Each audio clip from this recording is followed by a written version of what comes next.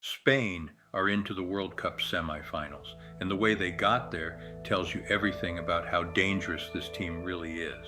2-1 over Belgium in a quarterfinal that had Spain's talent, Belgium's heart, a goalkeeping howler that will haunt one man for years, and a super sub who now has back-to-back winning goals in the knockout rounds. Spain haven't lost a game since March 2024. 36 matches unbeaten, and they just ended Belgium's own 18-game unbeaten run in the process. This is Spain's second World Cup semi-final ever. The last time they made it this far, they won the whole thing. That was 2010. Waiting for them now? France. A rematch of one of the most talked about semi-final matchups anyone could have drawn up.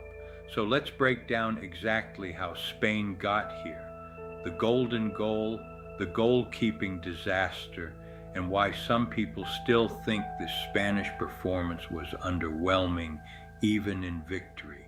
Let's start with the goal that opened the scoring, because it was pure Spanish football. Lamine Yamal finds a small pocket of space on the right. The Belgian defense freezes for a split second, not sure whether to close him down or drop off. That hesitation is all Spain need. Pedro Porro makes a brilliant run in behind, gets played through, fires a low ball across the box. It flicks off a Belgian defender, and Fabián Ruiz arrives to finish it past Thibaut Courtois. It was a sublime team move. And it raised an interesting question that pundits kept coming back to. Do France even have fullbacks who bomb forward the way Porro and Cucurella do for Spain? Because that combination on the right, Yamal and Porro together, is one of the most dangerous partnerships at this entire World Cup. But here's the twist. Spain went into halftime level at 1-1. It was the first goal Spain had conceded the entire tournament. Let that sink in. An entire World Cup campaign without conceding, gone in a quarterfinal against a Belgium side many had already written off. So how did Belgium equalize with a goal that exposed something Spain had gotten away with all tournament? Nobody had really tested the theory that you can bully Spain's center-back pairing, Cubarsí and Lenormand. Belgium did. Kevin De Bruyne operated on the right channel, delivered a great cross, and a young striker rose above Cubarsí for an outstanding header, 1-1. And for a stretch after that, this genuinely became one of the best games of the tournament. Both teams wanted the ball. Both teams played real football. Belgium, missing key players to injury before the game even started, were still finding a way to compete with the reigning continental champions toe-to-toe. Then came the moment that changed everything, not for Spain's attack, for Belgium's goalkeeper. 71st minute. Thibaut Courtois, arguably the best goalkeeper in the world, still in his prime, one of the most experienced keepers in World Cup history, goes down injured. Think about what that meant for Belgium in that moment. On comes Kasper Lammens. Brilliant season at Manchester United. But this was only his third international appearance, thrown into a World Cup quarterfinal to replace a legend, with the game still level. And it's worth saying, Spain's relentless high press was a huge factor here. They squeeze you high up the pitch, force mistakes, and it's entirely possible that's exactly what led to Courtois tweaking something in the first place, from all the pressure of kicking the ball long under duress. For a while, Lammens held firm. He even made a strong low save to deny Spain when the game was still finely balanced. But pressure like that doesn't forgive small mistakes, and Spain had one substitute warming up who has built an entire reputation on punishing exactly this kind of moment. Mikel Merino, a name that is now etched into Spanish football history. This man is quietly becoming the biggest super sub of the entire World Cup. Watch how it happened. A shot comes in from distance. It's a save Lammens should be catching, not parrying, and he parries it straight back into danger. Merino, alert, arrives and taps it home. 88th minute, 2-1 Spain. The stadium exploded. The Spanish bench emptied onto the pitch. And here's the stat that makes it even more ridiculous. This is Merino's second straight knockout game-winning goal at this World Cup. Back-to-back, he's coming off the bench, touching the ball twice and deciding matches. Pundits are already asking whether he should be starting ahead of Mikel Merino. Because if Merino can do this against Belgium, coming off the bench late, imagine what he could do with a full 90 minutes against a tiring France backline. Now we have to talk about the goalkeeping mistake itself because it's brutal.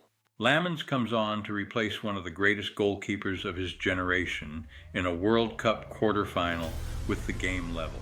That is about as difficult a circumstance as football can throw at a young keeper. And in the biggest moment of his career so far, he spills a save he should have held on to, and Spain punish it instantly.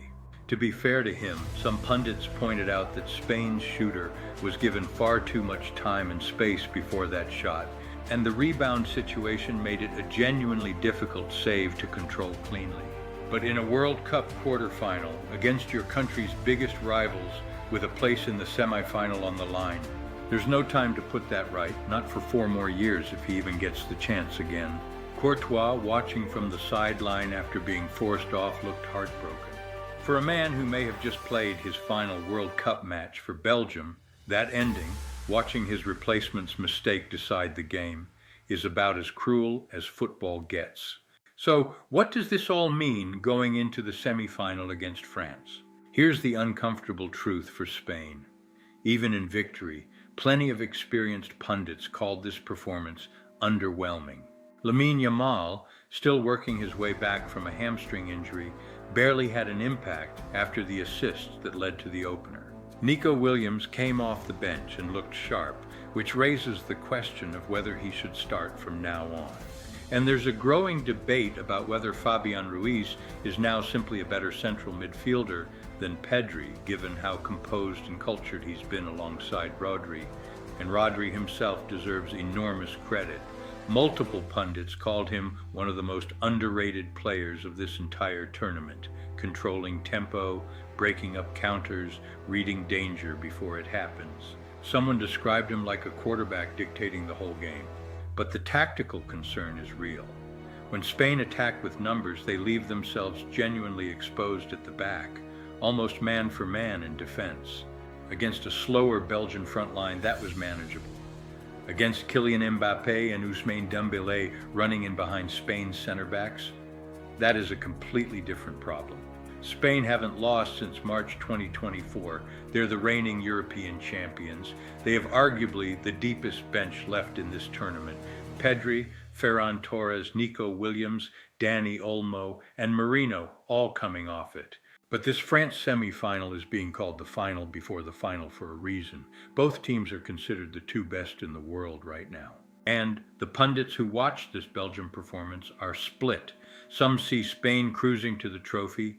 Others see a team that's going to have to be significantly sharper than they were today if they want to survive Mbappé and Dembélé attacking that back line. Belgium, for their part, go home with heads held high. This may be the true end of their golden generation. De Bruyne, Courtois, a core that's been together for over a decade, likely playing their last World Cup together. They overperformed to even get this far, and they gave Spain a genuine fight until a cruel final 10 minutes. So here's the question for you.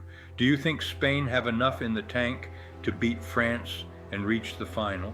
Or did this Belgium performance expose exactly the kind of weakness France are built to punish? Drop your prediction in the comments, score, scorers, all of it, and subscribe because we are covering every single game of this World Cup all the way to the final.